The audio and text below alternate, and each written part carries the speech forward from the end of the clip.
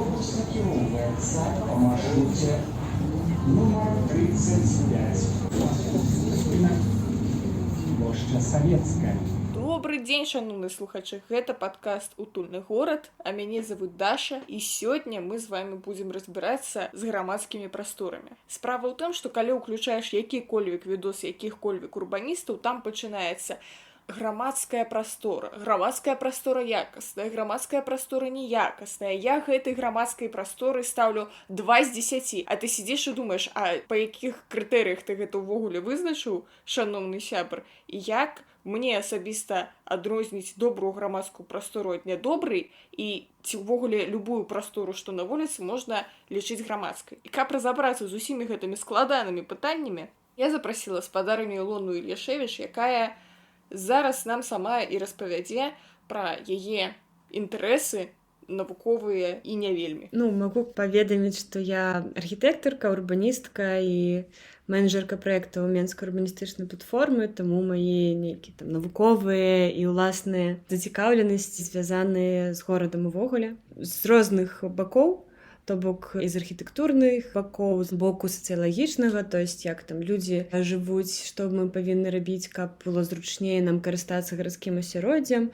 І такі персанальная такая зацікаўленасць — гэта экалогія гарадскіх прастораў і архітэктуры. І я займалася не толькі праектамі адукацыйнымі, нефармальнымі, якімі мы займаемся з нашай камандай, але ж я таксама працавала ў вышэйшай установе як выкладчыца, таму вось нейкі такі акадэмічны інтарэс таксама прысутны. Увогуле гэта такая і праца, і хобі, і ўсё, што звязана з гарадамі, заўсёды мяне цікавіць і, напэўна, будзе цікавіць. Класна, дзякую за такі падрабязны аповед. Глядзіце, для нашых слухачоў трэба трошкі распавесці, як я да вас ад пачатку звярнулася з пытаннем: спадарня Ілона, а ці не можаце вы мне распавесці пра гарадскія прасторы? Спадарня Ілона мне адказвае: Даша, ты, напэўна, з глузду з'ехала, таму што ўсе твои пытанні, якія ты мне тут ставіш, гэта пра грамадскія прасторы, а не пра гарадскія. Вы скажыце, калі ласка, што такое грамадскія прасторы, што такое гарадскія і як іх не блытаць? Усё даволі проста, таму што гарадская прастора, пачнем з яе, таму што гэта более такое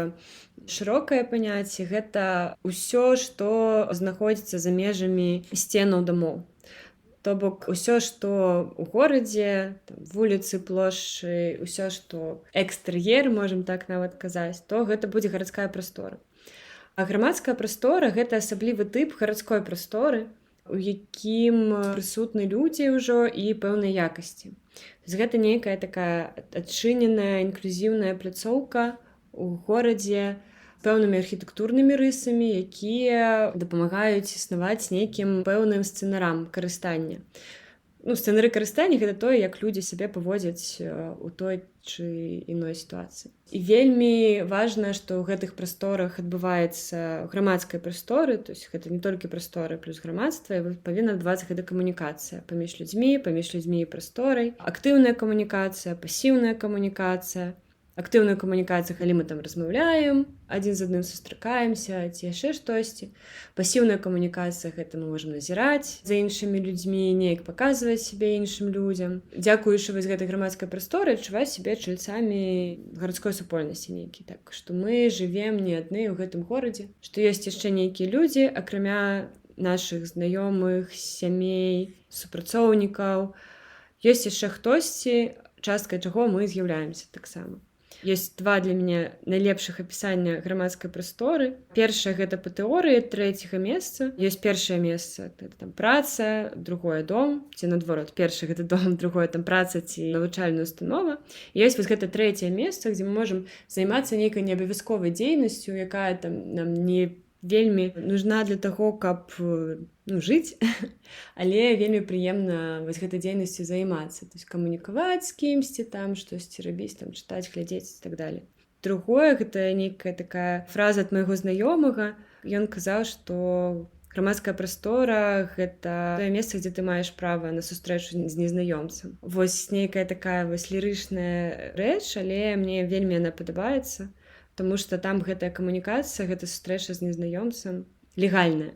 Зразумела, мне зараз стала вельмі шкада фрылансераў, таму што яны пазбаўленыя адной з гэтых прастораў, таму што яны або ў гэтым трэцім месцы там у кавярні ці яшчэ недзе на вуліцы сядзяць, пішуць свае коды, ці яны ў хаце ў сябе гэта робяць. Вось, дарэчы, наконт таго, якія функцыі ёсць у грамадскіх прастор, вось мы ўжо пазначылі, каб не адчуваць сябе ў самоце, а якія яшчэ ёсць? Па-першае, базавыя функцыі гарадскога асяроддзя, калі гэта нейкае якаснае месца, там, грамадская прастора можа быць і парку, і на вуліцы, і на плошчы, і гэтак далей. Таму гэта нейкая рэкрэацыя, нейкае аздараўленне нават можа быць, часцей за ўсё гэта рэкрэацыя, гэта базавая такая нейкая функцыя. Далей ідуць нейкія больш сацыяльныя рэчы, таму што нават мне, як архітэктару, гэта відавочна, што тэрмін грамадская прастора гэта не архітэктурны тэрмін, не пра фізічныя, не толькі пра фізічныя нейкія характарыстыкі, а менавіта яшчэ пра вось гэтыя сацыяльна-культурныя. Што там можна адзначыць? Гэта яшчэ нейкае самавызначэнне сябе як гараджаніна, напэўна, абмен, фармуляванне нейкіх сацыяльных пазіцый паміж людзьмі. Вось гэта мы зараз будзем гаворку весці пра такія вось 100% грамадскія прасторы, якія працуюць як мае быць. У грамадскіх прасторах гараджане могуць вызначаць сваё месца ў гэтай супольнасці, неяк удзельнічаць у жыцці гэтай супольнасці, вырашаць яе будучыню, таму што грамадскія прасторы, яны часцей за ўсё займаюцца нейкімі супольнасцямі. Гэта можа быць там супольнасць жыхароў, якія жывуць побач, ці супольнасць нейкай культурнай групы, то бок ёсць нейкія прасторы, дзе там будуць збірацца людзі з пэўнымі зацікаўленасцямі, там, не ведаю, музычнымі, спартыўнымі ці гэтак далей. Яшчэ нейкія функцыі. Назіранне, вось гэта ўсё, што я казала, за супольнасцямі.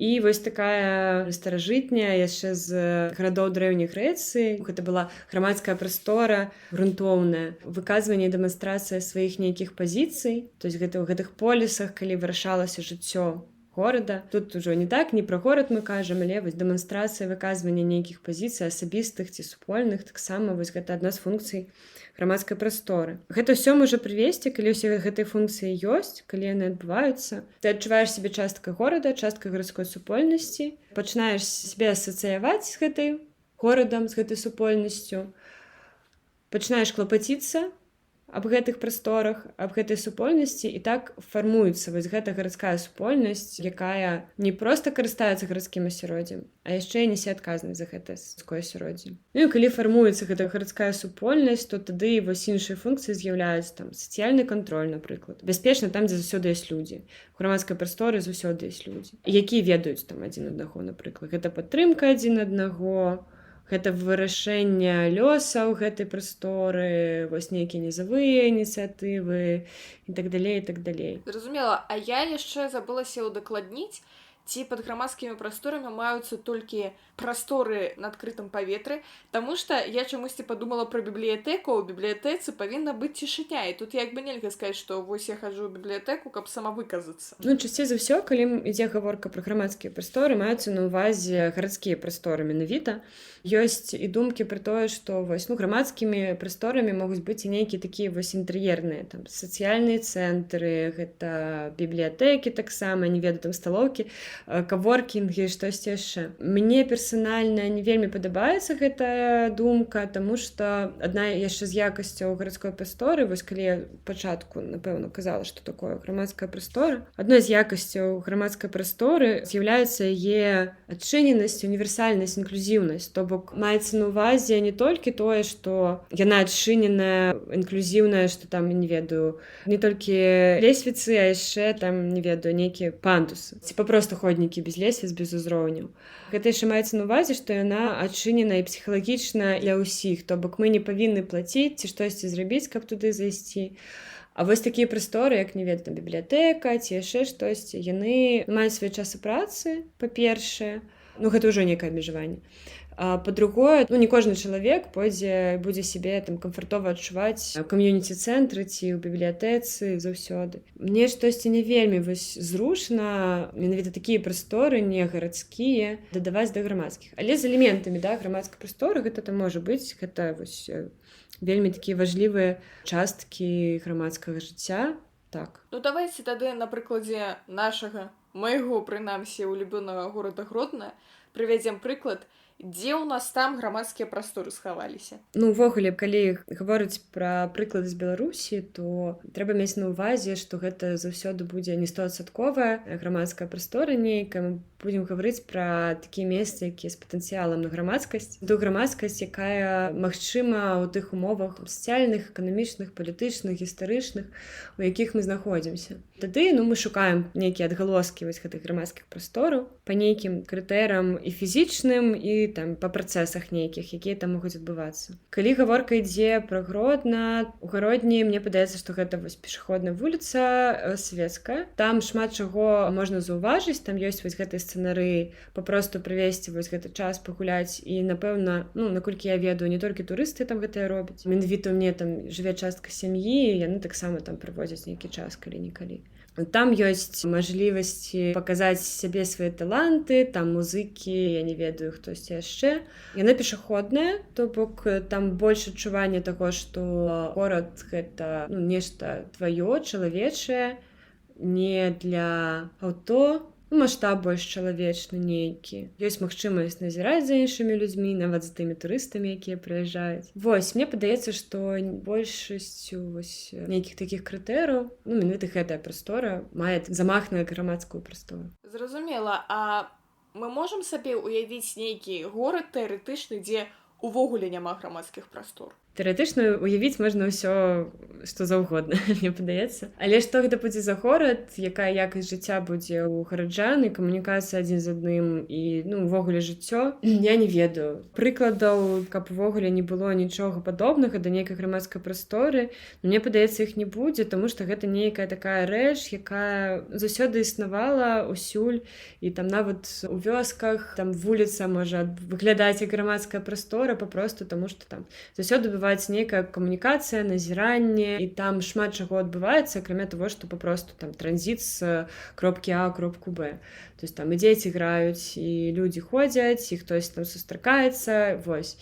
І вось такія вуліцы, яны больш пахожы нават на грамадскія прасторы, чым гарадскія вуліцы. Нешта такое натуральнае, што ў пэўным сэнсе можна знайсці практычна ў любым горадзе, але вось так, у якой якасці ўсё гэта будзе, ці гэта падтрымліваецца неяк фізічным асяроддзям, архітэктурным асяроддзям, наколькі гэта камфортова, вось гэта будзе пытанне такое. Уявіць горад увогуле без грамадскіх прастораў мне цяжка. Зразумела, вось наконт вёсак я таксама падумала, калі мы нават сабе успомнім нашы паўмёртвыя вёсачкі, дзе 20 дамоў увогуле, там і то ёсць нейкі прыпынак, нейкая кропка, дзе прыязджае аўталаўка, і вось там будуць сядзець тыя 3 бабулі побач на лавачцы і весці свае грамадскія размовы. У мяне тады наступнае пытанне. Я чула, што ёсць нейкі умоўны чек-ліст добрых грамадскіх прастор. Гэта што за звер такі? Калі ідзе гаворка пра нейкія чек-лісты да грамадскіх прастораў, то часцей за ўсё ідзе гаворка пра фізічныя нейкія рысы, архітэктурныя рысы, якія падтрымліваюць тыя ці іныя працэсы, якія там могуць атрымлівацца. Няма такога універсальнага чек-лісту, нейкага такога 100% міравога. Ёсць розныя тэорыі, да якіх можна звяртацца, каб паглядзець на свой праект, ок ён ці не ок. Ёсць шмат арганізацый, тэарэтыкаў таксама, якія працуюць з гэтай тэмай даволі даўно. Напрыклад, Ян Гейл, такі архітэктар, які ў свой час напісаў кніжку «Гарада для людзей». У яго там шмат чаго ўвогуле напісана пра тое, як павінны выглядаць тыя ці іныя прасторы. У яго ёсць там спіс з 12 крытэраў, якія павінны быць у той грамадскай прасторы, якая вось якасная. Там некалькі блокаў пра безопасность, камфорт. Ёсць, напрыклад, там такія рэчы, там мажлівасць стаяць, ці сидзець, ці назіраць. Ці ёсць якаясь абарона ад дажджу ці ад сонца. Такі вось чек-ліст можна неяк там вось гэтае фізічнае архітэктурнае асяроддзе праглядзець. Таксама ёсць арганізацыя Project for Public Spaces. Яны займаюцца і тэорыямі, і праектамі для розных гарадоў ці супольнасцяў, каб дапамагчы ім атрымаць вось тыя самыя прасторы, каб нейкія сацыяльныя працэсы нават пачыніць, каб там бяспечней зробіць горад, ці якому-небудзь кам'юніці дапамагчы вырашыць іх унутраныя нейкія праблемы. У іх ёсць шмат чаго, але мне падабаецца адна з такіх простых тэорый, гэта 10+. яна называецца. Яна кажа, што у кожным горадзе павінна быць там больш чым за 10 розных па сцэнарам прастору, па кшталту, можа. І кожнай гэтай прасторы павінна быць магчымасць на 10 і больш розных дзейнасцяў. Што такое дзейнасці? Гэта, напрыклад, там сядзець, назіраць, чытаць, піць каву, займацца спортам.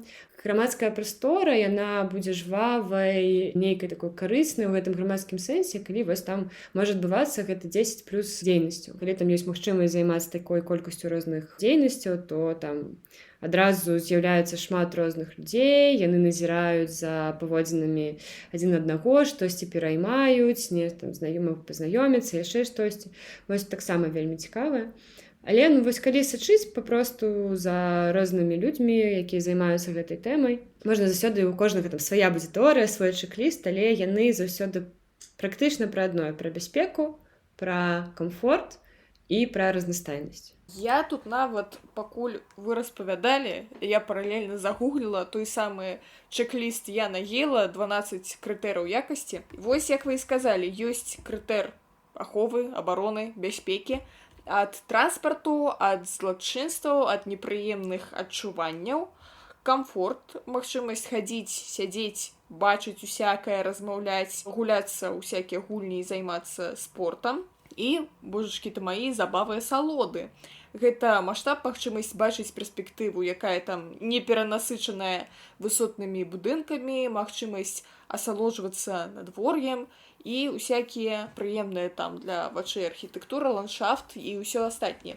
А вось давайте мы з вами возьмем, не ведаю, плошчу Савецкую. Так, а давайте, можа, разам паспрабуем яе прааналізаваць. Наконт бяспекі. Мне падаецца, яна дастаткова бяспечная транспарту, то бок на саму плошчу транспарт не заязджае, так? Можна паглядзець не толькі на тое, як адбываецца на самой плошчы, да? А як бяспечна да яе мы можам дабрацца, менавіта зайсці ў гэтае месца. Таксама вось гэта разглядаецца.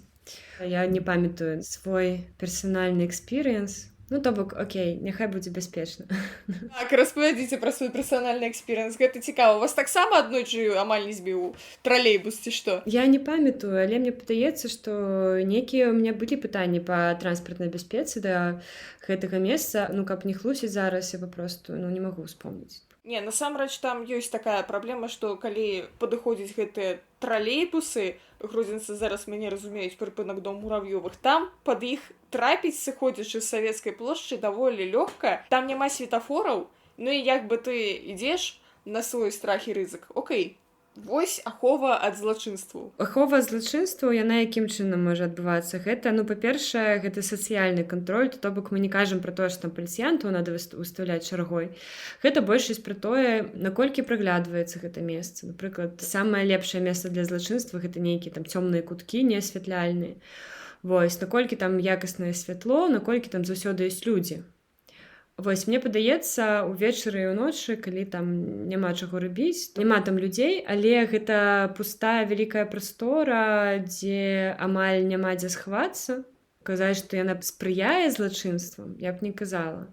Наколькі там бяспека ад злачынстваў ёсць, таксама я б не казала, што нешта такое там адбываецца. Плюс-мінус паставім. Так, непрыемныя адчуванні. Ну, слухайце, калі вецер, то там цябе проста здувае з аднаго краю плошчы на другі край плошчы. І аніякай абароны ад гэтага ветру няма. Таму я плошчы Савецкай стаўлю дызлайк у гэтым накірунку. Ну, яшчэ з адчуванняў можна заўсёды згадваць пра гукі, пра пахі, пра яшчэ што-небудзь, поўны такі нейкі якасны экспірыенс, там тактыльны таксама можа быць, не ведаю, што яшчэ.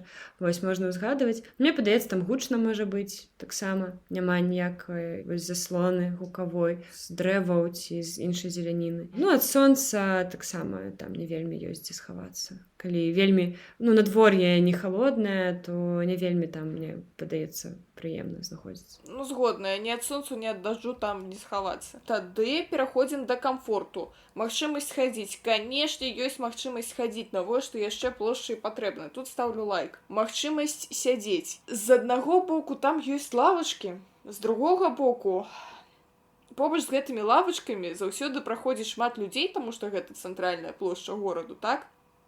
І па-другое, зноў жа, там няма ніякай заслоны ад дажджу, ветру, сонцу, то бок прысесці-то ты можаш, але такога, каб я там села пачытаць кніжку і получыць ад гэтага нейкую асалоду, ну, наўрад ці. Калі мы кажам пра магчымасць сядзець, то увогуле, калі мы гаворым пра крытэрыі гэтыя па Гейлу, часцей за ўсё, ну, я сама такімі карысталася таксама, і часцей за ўсё імі карыстаюцца такім чынам, што не папросту там ставіць плюсік-мінусік, а ёсць нейкая шкала ад -5 да +5. І такім чынам мы можам гэта вызначаць. Зараз мы гэтага, ну, не вельмі будзем рабіць, таму што, ну, няма з чым параўноўваць. Гэта вельмі суб'ектыўная заўсёды рэч, і таму прапануюць, каб некалькі людзей рабілі гэта. Персанальны экспірыенс у гэтым сэнсе ён вельмі таксама карысны, таму што гэта пра тое, як чалавек сябе адчувае ў менавіта гэтай прасторы. Калі вернемся да гэтага крытэра, магчымасць сядзець, то папросту магчымасці сядзець недастаткова.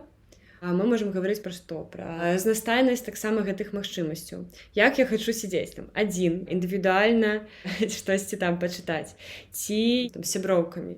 І мы хацім паразмаўляць. І нам такім чынам павінна быць усталявана гэта ўсё, каб я бачыла сваіх сябровак, а не папросту там глядзела направа-налева заўсёды. І каб ніхто не заважаў нам гэта рабіць. І розныя варыянты. Напрыклад, там людзі больш сталага ўзросту, ці людзі, у якіх ёсць нейкія хваробы там з нагамі звязаныя, спіной, напрыклад. Ім цяжка, напрыклад, там садзіцца і ўставаць, яны патрабуюць таксама больш высокіх нейкіх скамеек, напрыклад, і з падлакотнікамі.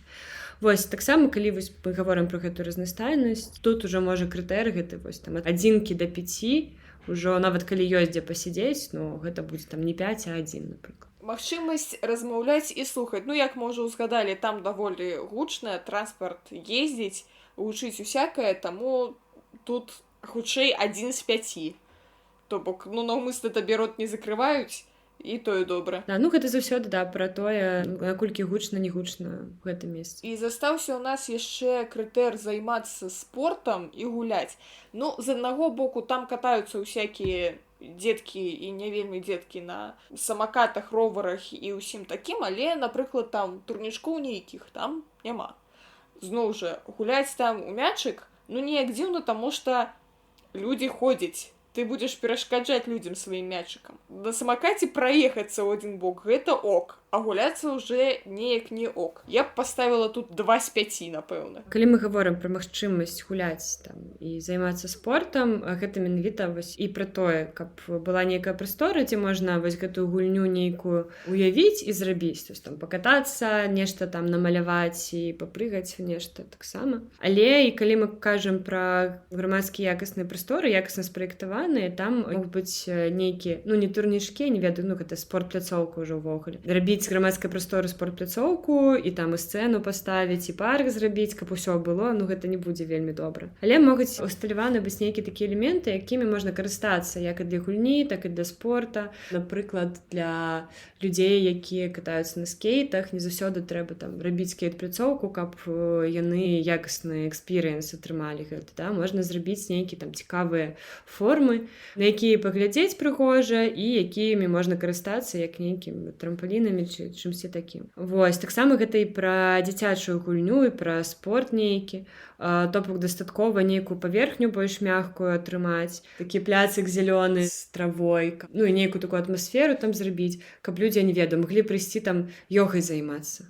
Вось, то бок гэта не спартыўнае абсталяванне, але магчымасць такая вось прыведзена.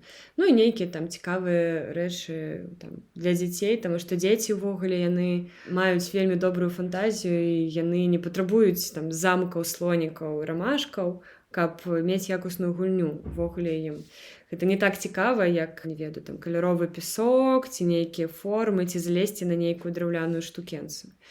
Вось, таму таксама гэта прастора для гульні можа падтрымлівацца асяроддзям, але ну, не ў якасці турнікоў, пляцовак, да якіх мы прызвычаіліся.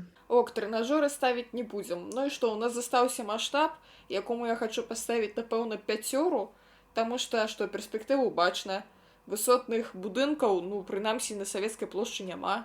Мне ўсё падабаецца, стаўлю 5. Я б, напэўна, так не ставіла, таму што маштаб гэта не толькі пра будынкі ў асяроддзі, але пра саму прастору.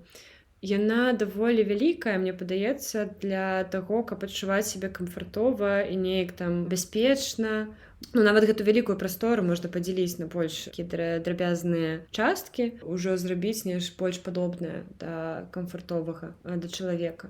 Мы так у норку запіхнуцца заўсёды хацелі б там недзе ў пяшчэру нейкую схавацца, таму што ну вось можна на гэтыя нашы біялагічныя падставовыя рэчы арыентавацца, што чаму нам некамфортна бачыць гэтыя шматпавярховікі, таму што ў нас яшчэ вока не перастроілася з далёкіх часоў, калі мы па лесе нешта збіралі яшчэ. Вось, і мы больш бачым ніжэй за гарызонт часцей, таму што мы збіралі нейкі там ягады і ўсё остальное. А нейкай небяспекі зверху не так шмат было, як знізу, калі гэта там розныя жывёлы. І таму над гарызонтам мы бачым не так шмат. Мы не бачым гэтых шматпавярховікаў, і мы іх не кантралюем, і яны нас давяць таму, і мы чуем вот гэту небяспеку.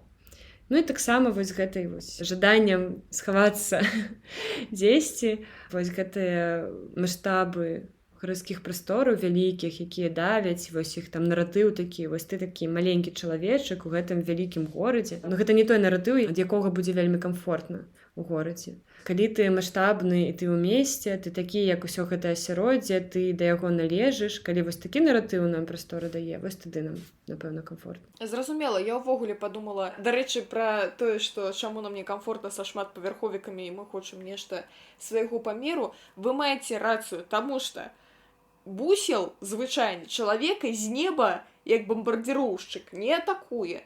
А змяя з-пад кусту выпаўзе, табе мала не будзе, зразумела. Вось наконт усіх гэтых плошчаў савецкіх, постсавецкіх, гэта ж увогуле такая адметная рыса ўсіх нашых гарадоў, калі ёсць вось гэты маштабны плац, там у цэнтры стаіць Ленін, ля Леніна ад часу да часу можна паставіць якуюсьці сцэну, і туды выходзіць чалавек і кажа: «Таварышы, зараз мы ўсе возьмемся і разам». І ўвогуле чалавек затрымліваецца на плошчы толькі падчас вось такіх мітынгаў вакол Леніну. Вось тады там стаіць натоўп, усе слухаюць аратара ў цэнтры і адбываецца нейкі грамадскі працэс. Ні для чаго болей я не магу сабе ўявіць гэтыя плошчы. Вы скажыце, калі ласка, можа у вас ёсць якія там еўрапейскія прыклады, калі з гэтых бетонных пляцаў неяк перараблялі іх у нешта больш прывабнае для чалавека. Тэма савецкіх плацаў, савецкіх плошчаў гэта ўвогуле вельмі аб'ёмная і вельмі цяжкая тэма, таму што яна вельмі такая шматпавярховая, таксама там шмат чаго можна знайсці, і вось неяк там глыбака зараз каментаваць і капаць я не буду, таму што яшчэ сама не ўсё для сябе так зразумела, што я на гэты конт думаю. Ёсць шмат літаратуры пра гэта, там ёсць крытычная розная, там, вось, ну, наверное, падставовая гэта Оуэна Хазерли на плошчы. Ёсць, ён такі своеасаблівы аўтар, але штосьці там, каб зразумець, які наратыў ён бачыць менавіта ў гэтых плошчах, таму што вельмі радыкальная яго думка такая. Наконт таго, што з гэтым робяць, гэта перасэнсоўваюць. Але перасэнсоўваюць не заўсёды як вялікія нейкія плошчы, дзесьці гэтае перасэнсаванне ідзе як перасэнсаванне ідэалогіі, якая была закладзена, напрыклад. Да? Дзесьці гэта папросту так разумеюць, што вялікая плошча, не нічога не адбываецца, надо нешта перарабіць. Нейкіх такіх адразу зараз вось якасных прыкладаў я не вспомню. Што я магу казаць, што, ну вось, напрыклад, у Берліне такое рабілі на Александр-плац, робяць зараз, я б не казала, што гэта добры прыклад, увогуле мне не падабаецца гэта месца, там знаходзіцца, яно жудаснае, але працуюць. Ёсць вось гэта патрэба нешта з гэтым зрабіць.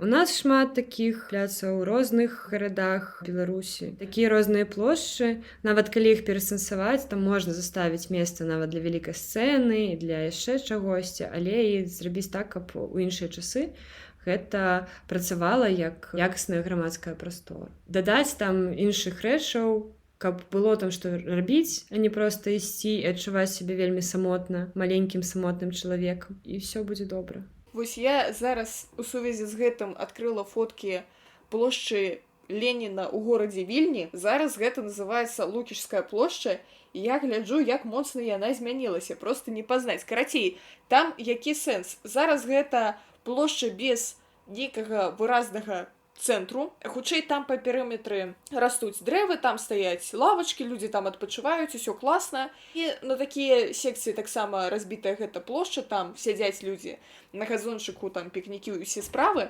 А я вось зараз гляджу, ну гэта проста у форме шматканцовай зоркі. Усе дарогі з усіх бакоў плошчы вядуць да Леніна, які стаіць у цэнтры. І ўсё, лавачкі адсутнічаюць як клас. Класавая ненавісць да лавачкаў. І што там людзі могуць рабіць, увогуле не вельмі зразумела. То бок, ну, мне здаецца, што Лукішская плошча нядрэнны такі прыклад можа быць. Ну, магчыма, так. Таму што гэта перасэнсаванне таксама гэтых прастораў, таму што плошчы трэба разумець, што плошчы праектаваліся не для таго, каб для чалавека там знаходзіцца, а гэта яшчэ нейкая такая рамка, якая, каб паказаць нейкі будынак, напрыклад, так, нейкі манумент. Так, если адкінуць усе ідэалагічныя іншыя рэчы, да, то бок гэта такі кампазіцыйны інструмент у архітэктараў такіх часоў, і гэта такія плошчы вялікія, гэта не толькі там савецкая мадэрнісцкая, я б казала, так, таму што гэта не толькі савецкая рыса, гэта ўвогуле рыса мадэрнісцкай архітэктуры. Вось, але і раней плошчы вялікія таксама рабіліся, і рэнесансныя плошчы таксама былі шмат вялікімі, але большасцю былі такія маленькія ўсё-такі закуточкі, якія працавалі грамадскія прасторы. Ну, але вось гэта такая рэч больш архітэктурная, каб паказаць нейкі будынак ці там падкрэсліць штосьці. Вось. Трэба разумець, што гэта не рабілася, каб там людзі ж нешта рабілі. Зразумела. Ну, увогуле такі негуманістычны падыход, калі велізарная тэрыторыя ў цэнтры гораду выкарыстоўваецца выключна для таго, каб нешта падкрэсліць, а не на карысць людзям. Вось, дарэчы, я зараз бачу вельмі файную бела-чорную фотку, дзе Ленін на фоне касцёла, і ён там нешта так зазыўна падымае рукі, але на фоне касцёла. Давайце будзем падыходзіць трошкі да нейкіх вынікаў. У нас зараз няма нейкага агульнага рэцэпту наконт таго, што вось у нас была там плошча не вельмі зручная, не вельмі прыгожая, як яе палепшыць. А калі мы возьмем тую ж плошчу савецкую ў Гродні, можа быць, у вас на гэтым прыкладзе ёсць якія-небудзь ідэі, парады, што б туды можна было дадаць, што прыбраць, каб яна стала больш адпавядаць тым крытэрыям, па якіх мы прайшліся? Ну, я не вялікі фан хуткіх рэцэптаў, таму што яны заўсёды неабгрунтаваныя. На што я магу неяк спадзявацца толькі на мой персанальны вопыт карыстання, а ён, ну, как бы адзінкавы. Ну, я адзін толькі чалавек, я маю на ўвазе, там, ці прадстаўніца нейкай там асобнай групы, а такіх групаў людзей там можа быць шмат. Ёсць нейкая такая вось у маёй галаве універсальная схема, як падыход да праектавання любой прасторы ці перараблення любой прасторы. Ад пачатку даследуем патрабаванні і нейкія паттерны карыстання чалавека. Пасля даследавання толькі мы можам зразумець, што ўвогуле людзям тут хацелася бы рабіць. Ну і так не ў лоб запытваць, чаго там хацелася б тут, так? Чалавек ніколі не адкажа. Да? Якасныя даследавання прафесіянальныя. І потым на падставе вось гэтых выяўленых груп, якія там будуць карыстацца, з тымі сцэнарамі, якія яны бы там хацелі выконваць, пачынаць вышываць на гэтай плошчы вось гэтай сцэнары праз архітэктурныя элементы, якія будуць гэта падкрэсліваць, гэтаму дапамагаць. І вось гэты экспірыенс рабіць лепшым і лепшым. Трансфармацыя гарадской прасторы гэта ўвогуле даволі затратная дзельца, не бюджэтная. І ёсць там розныя варыянты, напрыклад, там карыстацца тактычным урбанізмам, гэта нейкія такія часовыя інсталяцыі, часовая мэбля нейкая, якая таксама там падкрэслівае пэўныя сцэнары. Таксама гэта можна рабіць, але рабіць тое, што людзям патрэбна. То есть ёсць такая фраза прычынення добра. Каб не рабіць гэтага наўмыснага нейкага чагосьці, што ты лічыш добрым, а для іншых людзей можа падавацца няёмкім, нязручным ці нецікавым. Вось, нейкае такое даследаванне і праектаванне пасля гэтага. Ад людзей для людзей, я б казала. Окей, а вось тады я яшчэ удакладню наконт таго, як можна ў людзей запытацца, каб не ў лоб. Можа быць, у вас ёсць якія такія хітрыя парады? Я проста іх в інтэрв'ю буду выкарыстоўваць. Ну, гэта пэўны сацыялагічны досвед, мне падаецца. Ну, калі я ўдзельнічала ў падобных апытанках, то мы запытваліся часцей за ўсё. А як вы часцей за ўсё праводзіце там час? Успомніце самы лепшы момант там дзесьці, дзе вам было файна ў горадзе. Вось што вы рабілі і чаму гэта было так. Вось калі уявіць ваш ідэальны дзень там у горадзе, вось у якім заўгодна, не ведаю, там у еўрапейскім, у нашым, каму як лепей там у фільме з'явіць.